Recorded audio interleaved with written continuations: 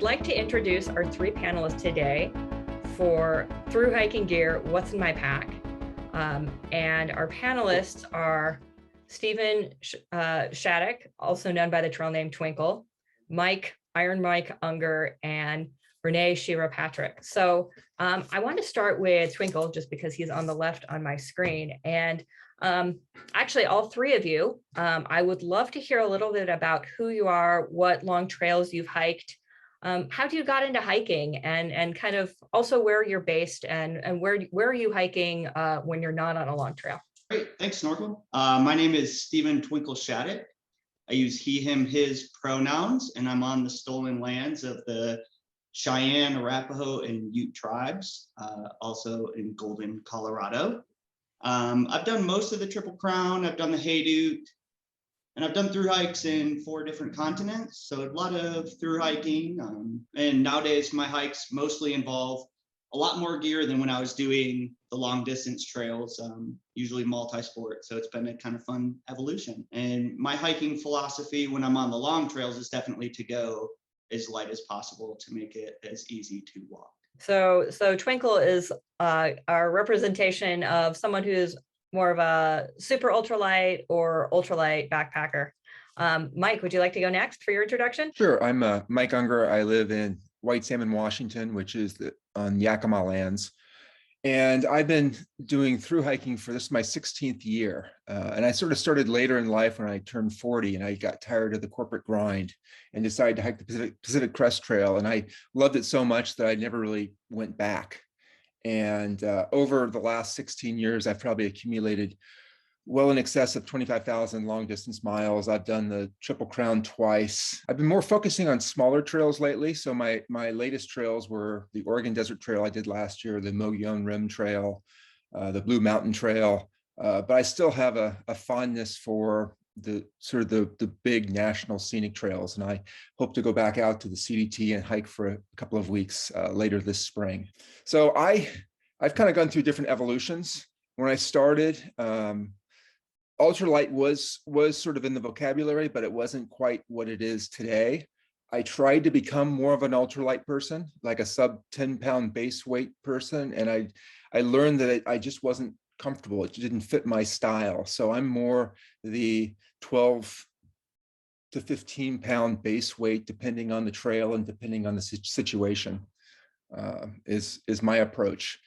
And I feel like after all these years of experience, I've kind of settled into the sort of the right fit of gear of what I need and what I don't need. Thank you so much, Mike. And Shira, I'll have you on next. Great. Thanks for having me, Liz and Naomi. My name is Renee Patrick. I'm speaking to you from Bend, Oregon, homelands of the Northern Paiute, Wasco, and Warm Springs people. So I started hiking 20 years ago. 2002 was my first long distance trail on the Appalachian Trail. And since then, I think I'm up to 13 different hikes, long trails. Not even sure how many miles that is, but I was fortunate enough to get a job 6 years ago to develop the Oregon Desert Trail.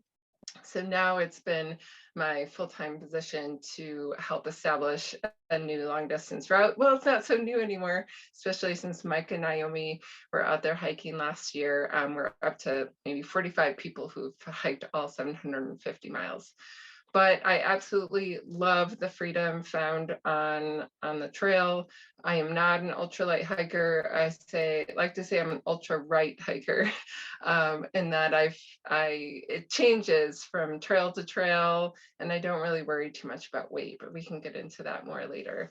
But yeah, happy to be here and sharing some of my tips and tricks and what's in my pack.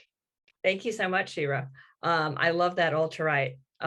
And for those of you who are unfamiliar with me, I'm Liz Snorkel Thomas. I'm the editor-in-chief of Treeline Review, and I'm also a through hiker. I live on the stolen lands of the Tongva people in Southern California and have through hiked about 20 long distance trails of various lengths.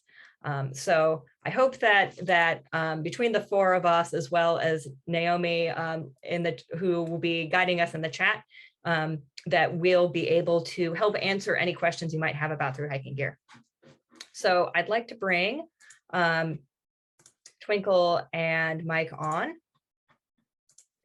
to ask about one of the big 4 items that people have a lot of questions about, and I think is one of the most important items to start the conversation with gear, and that's our sleep system. So Renee, can you tell me a little bit about your sleeping pad and your sleeping bag and how those work together? Sure. Well, as I mentioned before, my pack contents really change depending on the trail, the season. So recent hikes, I did the Blue Mountains Trail in October. So that was, I experienced single-digit temperatures. I hiked the Corvallis Trail in November, so cold and wet. But now I'm planning to go back to the Appalachian Trail this year for a couple months. So I'm planning what I packed. What I'm thinking about is summer. So my big what I use for sleep system, I got the Neo Uber Light, I believe it's called, the lightest thing possible, and I like the short.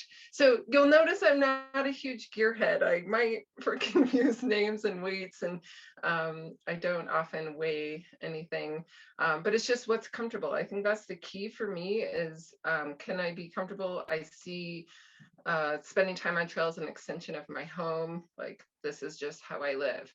So the particular system I'm looking at for the summer is the short Uberlight Neo Air and a 1/8 inch Thinsulite pad, full length, so I can still have some protection. Actually, that's what I used on the Blue Mountains Trail in October. I could protect myself from the cold with that thin pad and have some nice air to sleep on. And then depending on the season, this summer I'll be using a Feathered Friends 40-degree flicker quilt. So you can also cinch that at the bottom and it acts more like a sleeping bag, or you can have it laid out and use it more like a quilt. But then again, in my cold weather hiking, I use a Katabatic 5-degree, which I'm not sure they're selling anymore. But yeah, I like the quilts, the versatility. It's a little bit lighter. And again, it's what are you going to experiencing? What do you need to be comfortable out there in that season? Twinkle, take it away. Great. Yeah, I'm not going to have much different than Shira. I also use an Uberlight. I've heard a lot of mixed reviews on that, but I've put probably 50 to 70 nights on mine. It's been great. I've even shared the tent with my dog a lot. Haven't had a problem yet, but I know I've heard a lot of people have problems. I also, same with Shira, I use an 1/8 inch sit light. It also forms the frame of my backpack. So it kind of doubles up, which I think is good. Multi-use there, multi-function. It also protects the bottom of that Uberlight, which is nice, and adds the insulation that the Uberlight doesn't have. Same with Shira, I also use Katabatic Gear quilt. I'm a big fan of their flex quilts, the ones that have a zipper and you can kind of undo and it's like a big blanket. I use that all the time as a blanket, and I only really put the foot box on if it's cold. I'm also a cold sleeper, so I currently use their 40-degree most of the times in Colorado and Utah when I'm out backpacking, but if it gets colder, I'll drop to a 30-degree maybe. Yeah, and I also use a pillow. That's probably one of my luxury items, is I do have a little inflatable pillow, and I'm kind of a weenie about needing a pillow on the trail, and I probably knock my ultralight status there, but I love a pillow.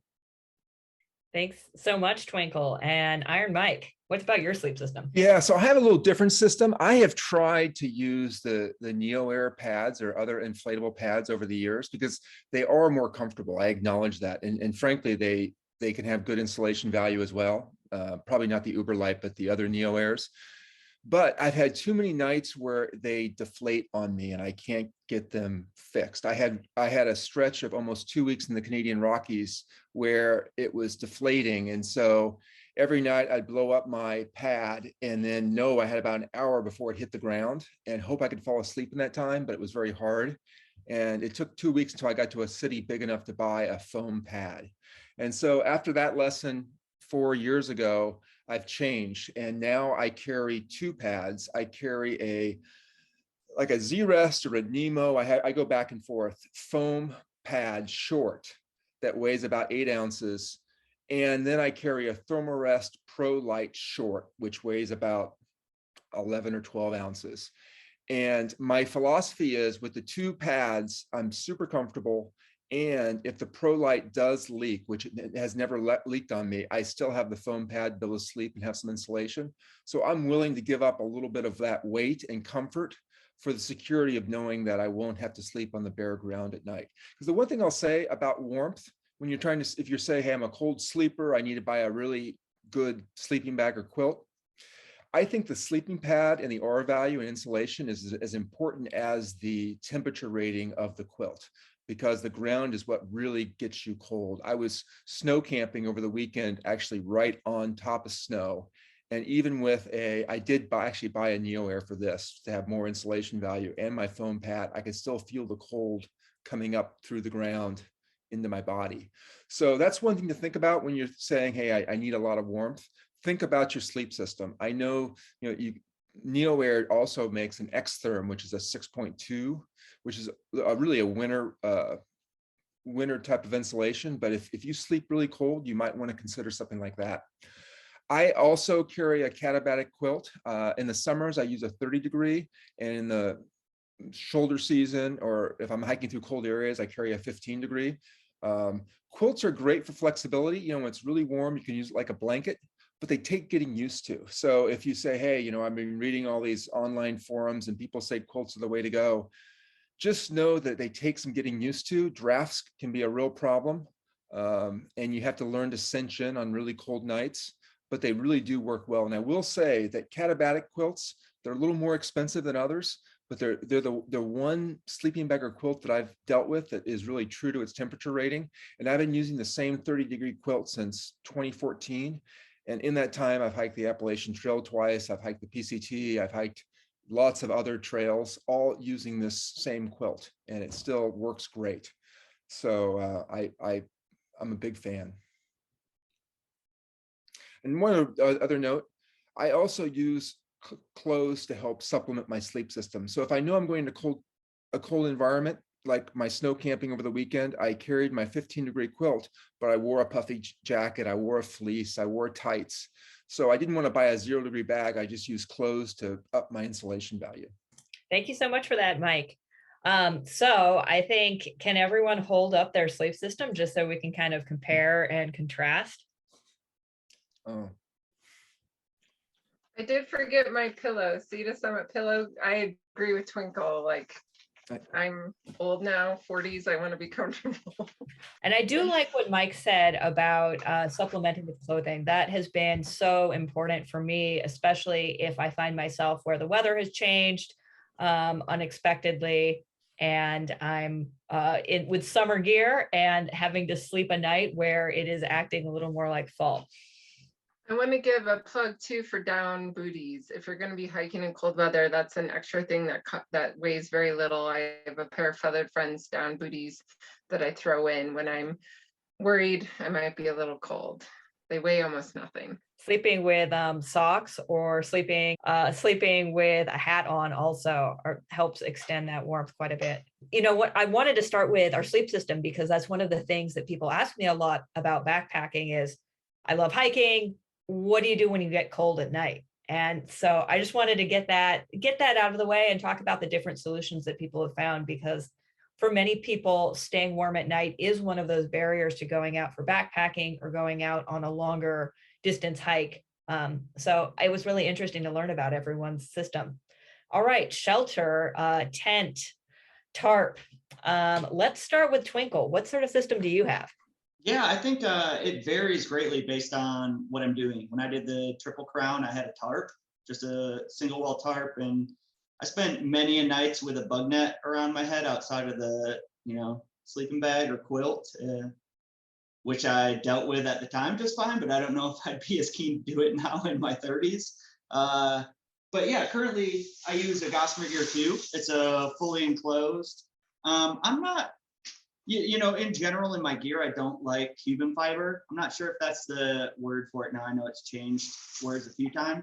The only time I think Cuban fiber is worth it is with a shelter.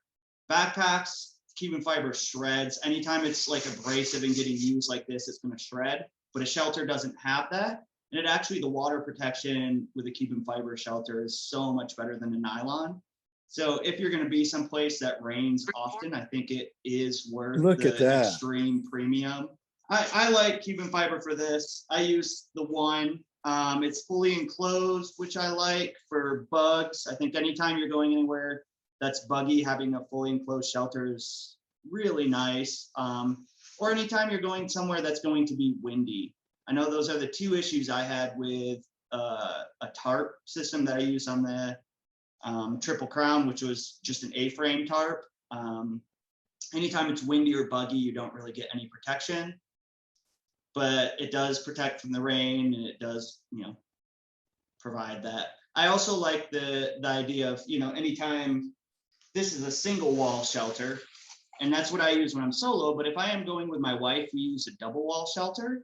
And it is kind of nice to have a double wall shelter if it's not raining, but it's buggy and you want to see the night sky and see all the stars and everything. It's kind of nice to have that, because if you have a single wall and it's buggy at all, you're going to be having a shelter above you and you can't see anything, which is kind of a bummer. And that's one of the things I really like, is feeling like you're outside, and a single wall enclosed shelter really makes you feel like you're inside. So it is, what do you want? Do you want to feel like you're inside and enclosed and have your private area? Or do you want to feel like you're kind of more part of nature? You got to kind of think about that. And depending on what I want on each individual trip, I'll kind of alter that. So yeah, that's where I'm currently at.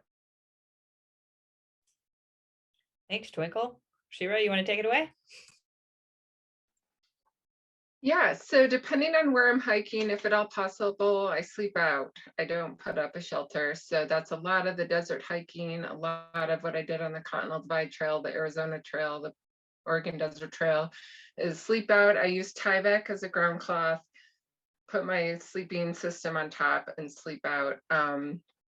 If I'm, like Twinkle said, in a bug infested area and it's raining, well, just raining, I've used a tarp on a lot of my long trails, the Six Moon Designs Deschutes tarp, which is, I have the older Cuban 5-in version. It's like 7 ounces. But yeah, if you want bug protection, what I'm using now is the Lunar Solo. And so this you put up with one single pole up front, and then you stake it out on the sides, and this basically has bug netting. So you're fully enclosed, and you can open up the vestibule and have a view and have that bug and rain protection. There's definitely a time and a place for a freestanding tent, winter on snow, or if you're going to be camping on rock or hard surfaces where it's hard, or even sandy surfaces where it's hard to get a stake into the ground. It's nice to have a freestanding tent, something like the Big Agnes. Fly Creek is super popular, and like Twinkle too. When I'm with my partner, we will often take a double wall tent just for the added versatility it brings. Thanks, Shira. And actually, it's funny that you mentioned the Big Agnes Fly Creek. I was just looking at our favorite PCT gear list story today, and that was one of the favorite PCT gear list items for someone who finished the trail in October, who said, you know what, cowboy camping and my tarp were fine for California when it wasn't raining.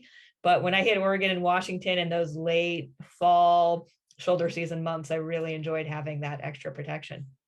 Mike, what sort of shelter tent systems that you like to use? Yeah, I've sort of gone through an evolution.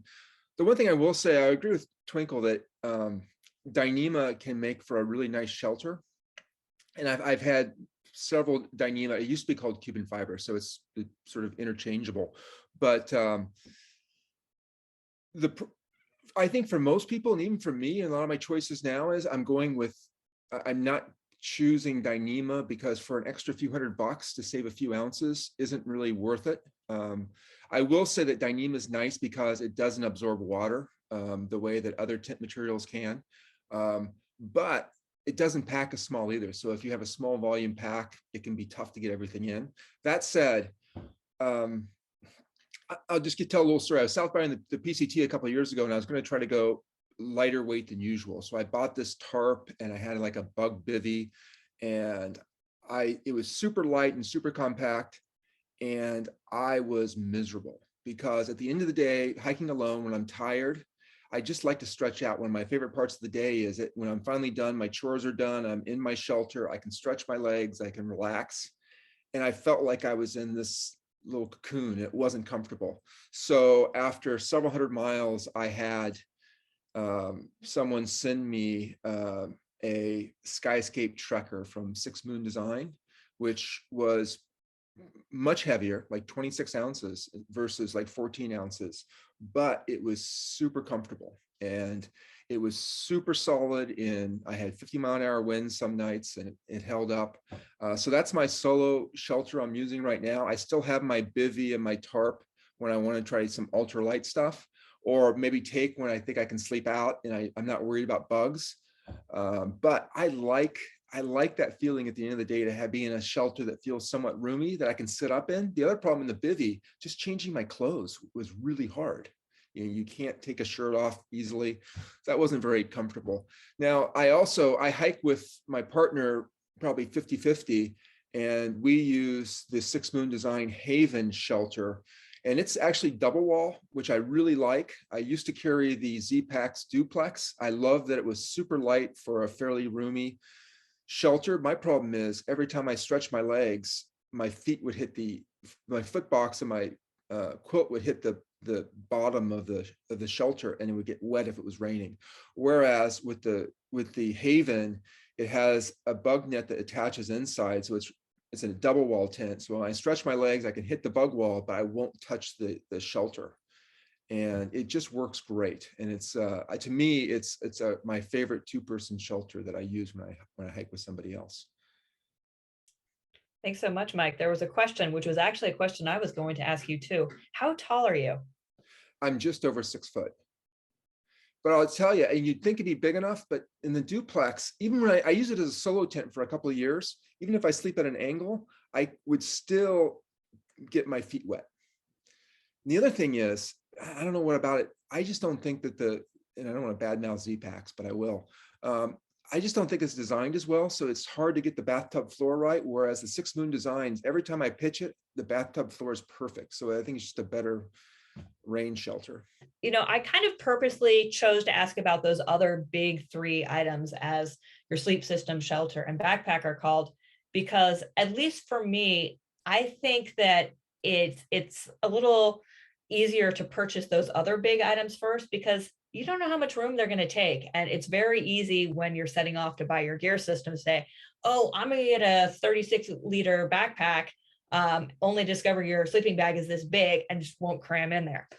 So for me, buying that sleeping bag first, getting an idea of how much clothing or food I'm going to bring first, and then buying the backpack just to make sure everything I've got is going to fit in there has been a much better strategy. So I purposely structured this talk around that. Shira, do you want to tell us about your backpack? Sure. So let's see, I'm gonna hold it up. I am right now using the Six Moon Design Swift, which is a fabulous pack. It actually has quite a bit of room. And if I look to the specs, it's 36 ounces. But as I mentioned before, I do a lot of my hiking in the desert. So one reason to get your gear down small volume is because you might be carrying 20 pounds of water, a week of food. And so a lot of my trips lately, I don't have a high volume of gear, but I have a high volume of food and water. But as I'm thinking about going back to the Appalachian Trail this summer, I'm considering, I also have the Six Moon Designs Minimalist, which is a smaller volume pack. And so I think what I'm going to do this spring is like pack everything in there. What does a 3-day supply look like? Water's not going to be an issue. What is carrying 1 to 2 liters? So a lot of it is trying out different systems. And because I've been hiking so long, I have a lot of different packs to choose from. But I would say it's either the Swift X or the Minimalist right now. What sort of features are you looking for in a backpack? Is it capacity? What other things do you think people should keep an eye out for? Well, I think that the pockets are key. They're really important. So the hip belt, what I really like about the recent Six Moons packs is they have really roomy hip belt pockets. So I can have, bug spray, sunscreen, a snack, That being said, I also have been hiking with a fanny pack and love it. So that is an extra place for snacks. I front pack, actually I have my fanny pack here, free range fanny pack. It's also very attractive. And then the pockets, so the water bottles. I know we'll talk about water system, but sometimes I just have a water bottle. And if I can reach that bottle in the side pocket from while I'm hiking and use it, that's key. Or I have my system with my trowel and my pee style, pee funnel for ladies. I can reach it from the side pocket. So that's super important. And then the back pocket, the large back pocket, what I like about the Swift X, I keep my water bladder there with a drinking tube, because that is the thing you're going to get in and out of the most throughout the day. That's where I might put an extra layer, put an extra something, whatever I'm going to access frequently throughout the day. I want in that big exterior pocket on the back, so I don't even have to open my pack if I need to get in something. Thanks, Shira. Also, you mentioned that you have a lot of packs. How long should we expect a through hiking backpack to last? Is it a one and done? Definitely not. I still have my 20-year-old backpack from the 2002, but you might give it the smell test. I think that's more. After a while, you won't want to be in the same room with that pack. And if you're smelling it, other people are smelling it, because you tend to lose your sense of smell. How bad do you really stink on a through hike? I don't know. I keep a lot of my packs because I don't think anyone else would want to use them. So that's why I have so many. Maybe when I should retire them, but I find there's usually a reason to bring an old one out, even if it's for a Halloween costume or something. That's fantastic. Mike, what has been your experience with backpacks? Yeah, I mean, one thing I'll say is I do think packs should last a couple of through hikes. I can typically get 5,000 miles or so out of a pack. One thing that I think is important to do, and I don't always do it myself, is you can clean them. So fill a bathtub with some soap, soak it, get the salts, and it helps. Packs have also been sort of an evolution for me, and I went through a period where I tried the frameless, small, sort of ultralight pack, and it didn't work for me because, one, what Shira mentioned earlier, when you have to do long water and food carries, those really small volume packs are just not comfortable. I've seen so many people with their nice little packs with all this crap hanging off of them and having to have big fanny packs and all this stuff. That's not comfortable for me. I think a 50-liter pack is almost perfect because, in fact, I use the same pack as Shira. I use the Swift X right now, though I shift through lots of packs. 50 liters is enough where I can carry 5 days of food. I can carry 6 liters of water. I can carry my gear. It has a suspension system, so it's comfortable. But the real neat thing that's different about this pack is you can get it with a vest harness instead of a normal shoulder harness. And if you've never used it, it's completely different. Whereas the shoulder harness basically loads a lot of the weight on your hips, ideally, and your shoulders. The vest has 6 points of contact around your core, and it almost acts like a running pack. So it doesn't swing. So if you're bushwhacking or going, climbing over trees, it stays much more stable. I will say, if you're somebody though that doesn't like to have a sternum strap when you carry a backpack, you probably won't like the vest. But if you're comfortable with that, I think it fits great. And even hiking on really hot trails, I still found the vest really comfortable to use. And the nice thing about the 50-liter is it's also big enough that I don't have to carry lots of compression sacks and make everything as small as possible. My sort of packing style is I have a big bag liner and I just put almost everything in it. So I like to have my quilt loose. I don't want it in a stuff sack so it doesn't get too compressed. My shelter, I like to just sort of shove in the gaps. And if it's wet, I use the back. One of my favorite features of all my packs is having a good front stretchy pouch. So if I have wet clothes or a wet tent, I can put it in there. And each day I like to have everything I'm going to need, all my food and everything else, accessible from the outside of the pack. So I don't ever have to open it up. It just makes it easier and I don't lose stuff. So, and 50 liters is just like the right size for me, but I also have a 65-liter pack and a catabatic. They no longer make them, but I had this catabatic pack that's still in good shape. So if I'm having to carry a bear can, or I'm having to carry 7 days of food or even more water, I can pull out my bigger pack to do that. Thanks so much, Mike. You brought up several points about capacity. The bear can is a really big issue. And I actually remember when I first got into backpacking, going to an REI, and the person who worked there who was helping me out was so upset that they even sold backpacks that were below 55 liters because they couldn't fit bear cans. Yeah. Now, many of the cottage industry ultralight backpacks are designed to have these big openings that will fit bear cans. And of course, there are creative ways also, if you're going to be in bear can country, to strap it on top, that sort of thing. I also wanted to do apparently Twinkle just carries it like this for hundreds of miles, this bear can. I also wanted to give a shout out for Mike, and some of you know Mike Unger is a writer at Treeline Review, and he measured, as he mentioned, he owns a lot of backpacks and measured out using pinto beans the volumes of various backpacks. So one thing to watch out for is that you can watch the video. It's pretty fun. The song will get stuck in your head for a while, though, I will admit. But it is really interesting because the advertised volume on backpacks is not the same. 1 liter in one brand is not going to be the same as 1 liter in another brand. So just because something advertises itself as a 55 liter or 35 liter doesn't necessarily mean it is. So something to keep your eye out for when you're looking at capacity. Well, Twinkle, take it away. What's in your backpack?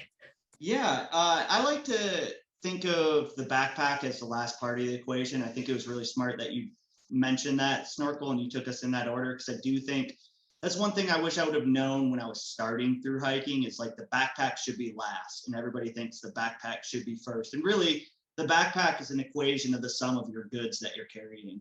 So really, you want to back into that equation by adding all of what you're going to carry outside of your backpack and find a backpack that fits all of those items. So that's why I said in the chat, you really want to back into it. Like, what are the items I'm carrying? That will determine what backpack you should be carrying.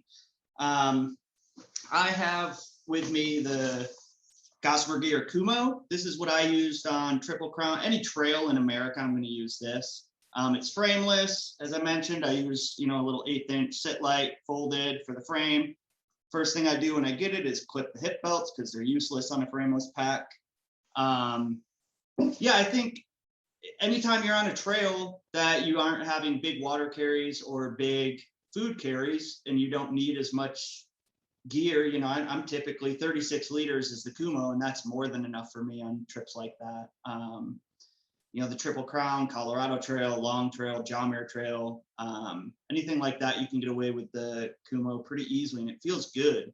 I like the ease of taking it on and off, so everything's much more accessible than all these belts and buckles all over in a hip belt. I find that very convenient to quick while I'm walking. You can just, one shoulder it, get into your backpack, keep going, keep walking. It's a very efficient way to do things. So that's what I really like. Now, if I do have trails like the Haydock Trail, or if I'm doing more of what I've been doing lately the last few years, which are trips where I'm not just backpacking, maybe I have some climbing rope or my camera gear or something, and all of a sudden my weight starts to really expand. A frameless backpack without hip belts is not a good choice. It's a very bad choice. So something like the Haydock, where you have really long water carries, the Kumo is not the choice for, and almost nobody could back into that backpack with that. It would just be very difficult to do. So I really think, if you're starting off, really focus on the other gear first, figure out what your core gear is going to be, and then that will determine what type of backpack you should get. That's great advice. Thank you for that, Twinkle. So I guess I'll actually start with you next, because the next question is about cook systems, what you like to carry as far as your stove, your cooking stove, your pot, your mug, your spoon, and maybe a little bit about other cook systems you've used and why you've changed it over time. When I did the Triple Crown or, Colorado Trail, those longer ones, I didn't cook. So I didn't like having to rely on fuel and having that be something I got to think about every day. To me, it just wasn't fun. It was stressful. if you run out of fuel, you can't cook your food, all of a sudden you can't eat food you brought. To me, that just all seems a little too much. So on those long trails, like if I was doing the Colorado Trail, Arizona Trail, anything like that, I wouldn't bring a stove. It's just kind of nice to not have to think about it. And I would just rehydrate food. So I've got a Jif peanut butter jar as an example, but just a typical size like this. And that does really well for rehydrating noodles that are thin. Oftentimes people think of ramen noodles, but there's much more than that you can do. And then a lot of bagel sandwiches. So that's something my friends Chris and Aaron really taught me, is bagel sandwiches with cheese and pepperoni. Those will last like 8 days, like as long as your longest food carry, basically, those will last. So I have gotten really into making bagel sandwiches. It's a bit bigger, it's bulky, but man, you eat one of those and it's just packed with fat and packed with good stuff. And yeah, that's what I would do. And I think that's what I would do solo. Now, my wife would never let me do that with her. So, when we hike together, I always bring a stove, and I really enjoy that because the point of the trip isn't to go fast and try and complete a through hike in a weather window. The through hiking we're doing together isn't as restrictive as that. So I typically bring a jet boil, and that does really well for us. And I don't mind that either. So it really depends on the type of trip I'm doing. Thank you, Twinkle. Shira, what's your stove system look like? Yeah, since I'm going to a place that should be rainy enough that I can use an alcohol stove, I have the Toaks titanium alcohol stove. So this is double walled. It's incredibly efficient. It weighs almost nothing. And so this is the windscreen system. It's two tent poles that go in, and that's 4-piece interlocking like windscreen system. And then I made a pot koozie, so I'm a big fan of make your own gear if you can. And so I have the 900 milliliter pot. And so the best thing about this alcohol stove is you pour your alcohol in it. And often, a lot of reasons why people don't want you to use alcohol stove is you might knock it over, it's hard to turn off. But you can just put your pot lid on that and snuff out the flame when you're done and pour it back in your fuel bottle and reuse the alcohol for your next system. And I love, like, above all, hot coffee in the morning. So this is again why I'm ultralight, not ultralight. I carry a French press plastic Planetary Designs mug. Now this is actually mine. I've broken this is a 2-layer, and this is actually Kirk, my boyfriend's, because I couldn't find mine today. I've broken this down, so I just take the inner cup, and I haven't even weighed it. But having nice French press coffee is fabulous. But what that means is I'm packing out the coffee grounds, but that's just the price I pay. I've hiked for years with just drinking instant coffee. And I don't want to do that anymore. So when fire danger is high or in the winter, I use the MSR Pocket Rocket with a canister stove. And then I also use the Toaks titanium wood burning stove. So if I'm somewhere where it's not going to be a lot of wet wood, then I don't have to carry fuel. So you break up little pieces of wood and you feed it constantly. It's actually really smart design. And it's not appropriate everywhere, but when I'm somewhere where I think, it's not going to be raining, I'm not going to have a lot of wet wood. I used it a lot in the Oregon Desert Trail in the spring when fire danger wasn't high. So yeah, I have kind of 3 different go-to stove systems. I think one of the things that was really great about your talk about your stove systems is that you were talking about how, depending on fire danger, you might choose a different fuel system. And I think that's really important to keep in mind, especially as we've had so many big wildfires in the West. So I know, where I live in Southern California, like, alcohol stoves are pretty much year round, not allowed. And so I know that on the Pacific Crest Trail, it's increasingly gotten to the point where alcohol stoves are not really a viable option because so many forests are banning them. The same could be said for something like the Colorado Trail or the Continental Divide Trail, where fires have become so common. But you're going to the Appalachian Trail. It rains a lot there. So that's something to keep in mind when you're thinking about which stove system to use and what fuel to use is where you're going. Mike, what's your cook system look like? Yeah, so it varies. I don't like to cook. And so when I hike solo, I cold soak. I will say, and this is a little aside, that figuring out food for thru hikers to me was the biggest challenge. And even though I'm 15 years into thru hiking, I still don't have it completely dialed in. And I'm still evolving. And I'm talking to other hikers trying to figure out what works. But I like simplicity. I don't like to cook where I sleep as well. So just cold soaking works much better for me. But I do own a stove and I carry it. I have a Soto Windmaster and my little 500 milliliter mug. I view cooking as social activity. So if I'm hiking with other people that cook, I'll bring a stove and I'll cook with them. If I'm in bad bear country, I'll cook in my afternoon meal and not cook where I sleep. But in general, I prefer to cold soak. And the other thing to think about, and Shira with the Oregon Desert Trail is a perfect example. You have to also think about where you're going to find your fuel. My wife and I did not cook on the Oregon Desert Trail because we knew that fuel was going to be really hard to find along the way. And we didn't want to deal with the hassle of trying to mail canisters. So we cold soaked. She cold soaked, which is sort of more of a sacrifice for her than it was for me. But I will do both. I will say when I cold soak, the Talente ice cream containers are perfect. I've never had one leak. And I put a couple of drops of bleach in it every night to kind of sanitize it because it can get kind of gross after several days without being washed with just food in it. And that's a nice little trick I use. Thanks so much, Mike.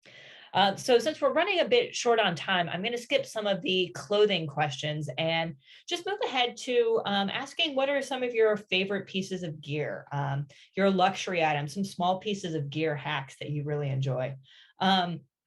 Shira, you want to take it away?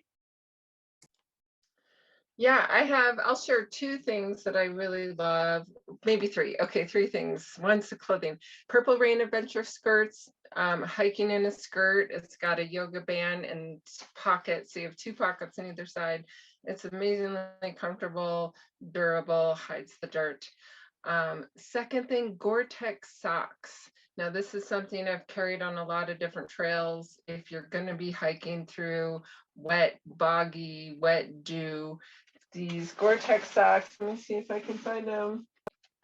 It's in the pile somewhere, but they're just thin Gore-Tex you put over your regular socks and it'll keep your feet dry. Granted, your feet might sweat a little bit in them, but if you're walking through snow, if you're walking through wet meadows, so on the Continental Divide Trail when I left,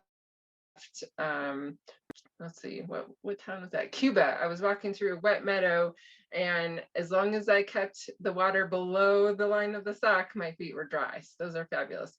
And the third thing is called a panya. So right before I hiked the AT 20 years ago, I was a Peace Corps volunteer in West Africa, and I brought home this like long piece of cloth.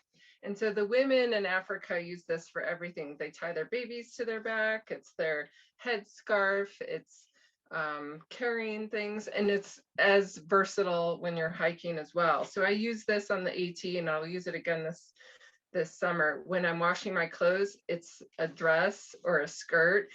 It's a sheet when it's really hot and humid at night. It's a towel when I go swimming.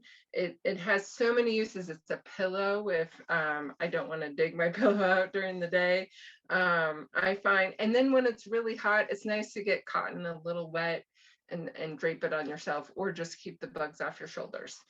So this is an unconventional piece of gear that I've really enjoyed on certain hikes, on certain trails bringing. This is a really easy question for me because it's been the same thing ever since I started, and it's the Patagonia Houdini wind shirt. Now, some people will tell you that if you carry a lightweight rain jacket, you don't need a wind shirt. They're wrong. The wind shirt is the perfect piece of clothing. When it's cool in the morning, you can put it on to stay warm over your hiking shirt, and then easily peel it off and stick it in your pocket when you warm up. When you stop for a break and you get chilled again, you can pull it out and stick it on. When it's buggy, It's a perfect bug protection. I highly recommend you get a wind shirt with a hood. They weigh a little bit more, but you want that bug protection when it's bad. When it's really cold out or rainy, I use it as a sort of a vapor barrier under my fleece I might be wearing, or my puffy coat. It's my favorite thing. I've owned 4 of them in my hiking career. I carry them on every through hike, every day hike, and they're incredibly durable. You can just put some tenacious tape on it when they rip. The other thing, my luxury item, and I used to be embarrassed to admit I carried this, but I've come to terms, I've accepted it. I carry an AM/FM weather radio. And I can tell you that, especially hiking alone and you haven't seen one all day, it's something to look forward to be able to listen to the radio at night in your shelter. You can pick up AM stations from thousands of miles away at night, just the way that AM radio works. It doesn't work during the day because of the atmosphere. I don't need this, but I enjoy it. And I'm going to keep carrying it because it just gives me something to look forward to at the end of the day. And being alone when you don't get to hear other people or talk to other people quite often, it's nice to have. Just a couple of small things. This is one of those little hiker hacks that once I discovered it, I will never hike without, and those are diaper pins. So when you have wet things, whether it's wet socks, because you should always soak your socks out every day, and you want to hang them on your pack or your bandana, a diaper pin is the perfect thing to secure your items on your pack. They'll fall off if you just try to tie a shirt on or a bandana. Having a diaper pin works great.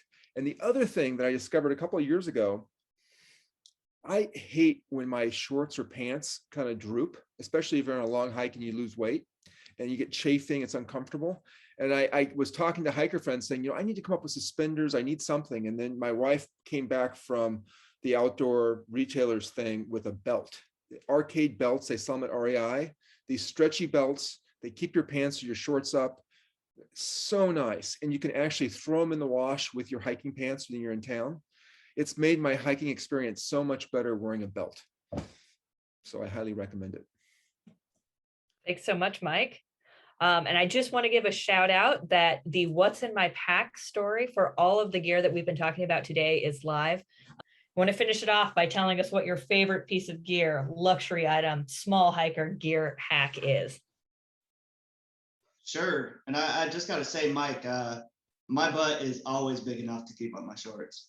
Doesn't matter how far I've through hiked, my shorts are staying up. So I don't know what's going on there, but yeah, my little knack that I like is I really like the Petzl Bindi. It's real small. A few things with headlamps. Get one that you can charge via USB cable. Don't get one that is battery powered if you're through hiking. That's really important. Also get a headlamp that has red light. So if you like stargazing at all, get one that has a red light to use at night. It doesn't shock your eyes. You can see the stars great. You can pack. And if you're with a partner and you're doing things and you don't want to wake them up, a red light is a great way to do that. So that is my first item that I think is just fantastic. Wouldn't do a through hike without. And then I think the second that I would list is just your poop kit, your bathroom kit. This isn't like a hack or anything, but I do think it's really important to note when backpacking, especially when you start, is learning how to leave no trace. And I think there's a lot of learning curve there. Have a proper shovel. And then also what I like doing is I like having a paper bag within a plastic bag that you can put all your dirty toilet paper in. I think that's really important. There's a lot of areas where you absolutely should not be leaving your toilet paper buried underground. So do your research before you go on all of the long trails. Well, maybe not the AT, but definitely the CDT and PCT. There are places you should not be burying your toilet paper. And they're way too overcrowded on PCT to have places for everybody burying their toilet paper. So make sure you have a system, and nobody likes seeing dirty toilet paper. So bring a paper bag that you put within a plastic bag. That way you can't see it when you take it out. You can't smell it. It's great. So I think that's another one that I think when you're starting to through hike, you really need to think about, am I being a good steward when I'm out there? Not just am I having a fun time and being ultralight, but am I being a good steward of the land I'm on? And that's really important for, elongating the lives of these trails, especially the ones that are getting used as frequently as they are now. So those are the two areas that I would say be very cautious and be good about. Thanks so much for that, Twinkle. And that is very important. And yeah, I think learning leave no trace is something that before you go out is just as important as learning about what gear and how to use it. Lastly, there was a small allusion to this that Twinkle had, but it seems like you can just give a thumbs up or nod your head. Carrying an external battery pack, a power pack, seems to be something that's very popular with hikers these days. It's not as fun or as sexy as other gear, but it's one of those things where you need that energy brick. Oh, people are holding it up. Yeah, so that's something you'll see in our gear list as well. It's something that, maybe back in the day, 20 years ago, we weren't thinking about, but you got to charge those cell phones and headlamps and watches and GPS devices and everything. All right. So we're going to hop into Q&A now, and I will let my co-founder, Naomi, take it away. We have one question about carrying water from Lynn. She wants to know how you carry excess water during dry stretches and where do you carry it? I'm worried that if I put it on top of my pack, it might explode and get my gear wet, but carrying 10 pounds of water in a lower pouch weighs heavy on my back. And I understand that question. Shira, I know you've done a lot of desert hiking. How do you handle that? Yeah, I like to carry something like a platypus or a Vecto that has, and I keep the caps. So I keep the caps. So if I'm filling the water bottle, I might have 6 to 8 liters capacity, but if they're in these thin, flexible containers, they're easy to pack, and if you don't need it, it takes up no room. But I always take the cap so that when you get to a water source, you can fill it, and yes, where to put it. So I use both the external backpack, the back pocket, and on top. I will often put it in. I like to use a trash compactor bag to put all my gear inside in, so that if something does leak, if I do have a leak, I've had 1 or 2, the water container will be on top of the pack, not inside the trash compactor bag. So hopefully that trash compactor bag will still keep my sleeping bag dry, but I can put this on top of the closed bag and carry a couple extra liters of water that way. Cool. Anyone have anything different to add? Just a point, because that's been an issue for me as well. And I think what Renee said about, even when you're not expecting rain, it's good to have your gear in a bag liner or a trash compactor bag, so that if you do have a water leak, because the one thing I find that if I store my extra water in this cushy or this stretchy front pocket, it pulls back on my shoulders and isn't comfortable. So it's more comfortable to have it in my pack or even on the sides. And Shira, you have the CNOC bottle there. If you would hold it up, that's my favorite water bottle. And I actually put it in the sides, and I put the lid with the little strap around the compression straps on the side so it doesn't fall out. And that's just a good way to carry it and balance your weight. And those CNOC bags are super durable. I've dropped them in thorny areas. And what's nice is the bottoms come off, and so they're really easy to scoop and fill. Whereas some platypus bags, which is the small hole tops, can be tough to fill.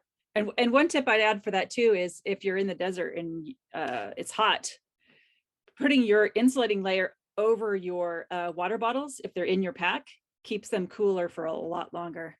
And it makes a surprising difference. I like putting it, on the Hey Dude, we had big carries, and we got like these 4-liter jugs that were kind of like rectangular, almost like a ream of paper is kind of the size that they were. And that was really nice. And I'd put the things that I couldn't get wet in my, dry bag, which is really just like, your sleeping bag and any down or anything is the stuff you can't get wet. And then I put it over that, and then I put my shelter and stuff over, so it was sitting right in the middle of my pack. And that seemed to work really well. But I definitely echo what they said in terms of, you don't want it on your back pocket because it pulls you backwards, your exterior back pocket. And also just, it doesn't work well on the top either. That also pulls, and if you have a pack that's not really rigid, which I don't think any of us really do, if you have 4+ liters in there, it'll like slide and pull your whole pack one direction or the other. So it really helps to have it secure and kind of snug in the middle of your pack. And that's what I like doing. Cool. Another question. Umbrellas. Anybody use an umbrella? No for Twinkle. Shira, do you use it on your desert hikes? Yes, well, and it works, like I said in the comments, it works great for rain and snow. So anytime you're hiking in the rain, it covers your head and the top of your pack. So all of that moisture is not percolating into your pack. I don't use a pack cover, so I just use the trash compactor bag, but this just keeps me and my stuff a little bit drier. I've used it in the snow and I've used it in the sun. So those desert hikes where there's not much shade at all, like the Oregon Desert Trail, there'll be lots of sections without shade. And so this is another one of my gear hacks, another one of my DIY tips.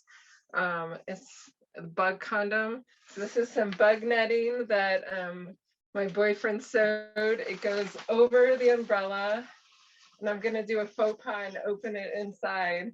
But basically, I'm in the bug condom, which has elastic. It goes around my waist, and then I open the umbrella, and I can hike in a bug-free zone. I can have a snack and a break in a bug-free zone. When I hike in with a tarp, I prop up my umbrella, and I have a bug-free head and torso.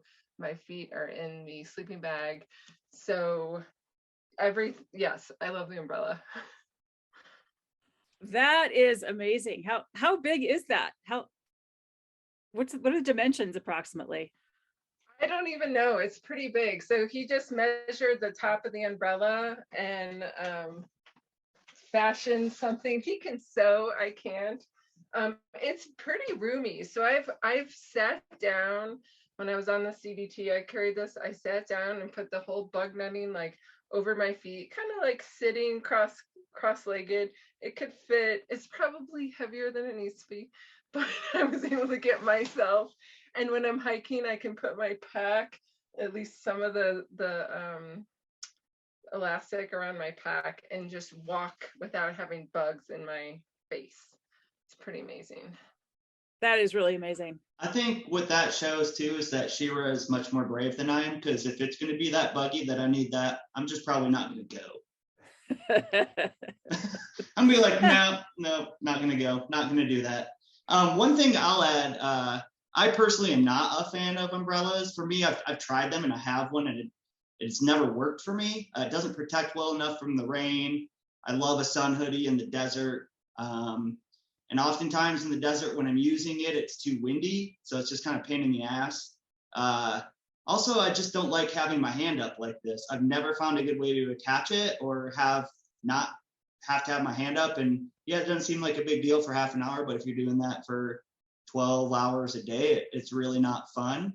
One thing I really liked on the Appalachian Trail that was very specific to that area was we got the frog togs. It was like a poncho, and it's basically like this big rectangular, frog togs, rainproof, like rain jacket, but it's a big like rectangle and with a hood in the middle. So you pop your head through the middle and then it cinches on the sides, and it goes over you and your backpack. So it keeps everything dry, and it's also very airy, because it only like snaps up at certain spots. It doesn't zip all the way. And man, when I was hiking the Appalachian Trail southbound, we had so much rain, and that thing was awesome. Now, I wouldn't use that on the CDT or PCT. That was a very specific gear, but that was probably my favorite gear item on the Appalachian Trail. I just want to add another little hack. So when I'm not using the umbrella, so too, I have not found a good system to attach it that I like to deal with wind. So I'm holding it, or I put it away. And to put it away, I put it through my hip belt like a sword, or it goes around my hiking pole. So I attach it around my hiking pole. And so if you need to deploy it off and on frequently, I just hike with the umbrella on my hiking pole, and then I can bring it out and put it away when I don't need it, or I wear it like a sword in my holster, my hip belt. How about the backcountry bidet? Anybody use that? I tried. So let me tell you a couple of things about it. I mean, I like the leave no trace. It makes a lot of sense. I decided to carry it on the Arizona Trail, and the problem with that is water is very valuable, and you don't necessarily want to use your limited resource to rinse yourself, and it can be very cold. So I like the concept, but it didn't. I think I think I would use it again in a place like the Appalachian Trail where water is very plentiful. But if it's one of those things where you're 20 miles between water sources, you just don't want to be using your water that way. It also encourages you to go to the bathroom by water, which you probably shouldn't be doing. Yeah. You should be carrying that water away to go to the bathroom. So I think the incentive there, I don't really like it because it does incentivize you to be using the restroom by water so that you don't have to carry. I've not tried it. I'm not interested in trying it. I like to carry wet wipes. That's how, if something's a little messy, carry a wet wipe. So just one little second. tip. I like Twinkle's tip about the bag in the Ziploc, because I do think it's really important that we as hikers start carrying out our TP, as gross as that can be. One thing that I know that actually Naomi came up with is to carry little doggy bags, that people use to pick up their dog poop, because you can put it over your hand to pick up your toilet paper, tie it off, carry it out that way, and you don't have to look at it. So finding a way to carry out your stuff and do it as in a sanitary way as possible, I think is really important, and will become more important as time goes on. How would you dress for a February start of an AT through hike? Anyone have any thoughts on that? I can tell you, because I had a March 10th start, and I knew it was gonna be cold. I knew it was gonna be wet. So a couple of things. One is I carried a fleece in addition to a puffy, because I felt like the fleece, any rain gear you carry is gonna wet out. I don't care how good it is. And if it truly is waterproof, you're probably gonna sweat so much, you're gonna be just as wet. So the key is to manage the warmth and to stay warm even when you're wet. And so for me, having a synthetic or a merino wool top with my wind shirt and a fleece and then a rain jacket, if it's 35 degrees and raining, I'm still going to be warm enough. And the other thing that I think is super important, and we've kind of touched on it, is protect your sleeping bag and protect some clothes to change into at night. Have a really good dry bag or a trash compactor bag. And frankly, like when I hiked in the Canadian Rockies, I did both. I had a dry compression sack and I had a trash compactor bag, because I couldn't risk getting my sleeping bag wet. I couldn't risk getting my down puffy wet. So I knew, as cold as I was during the day, that once I got into my tent at night, I could take my wet clothes off and put something dry on.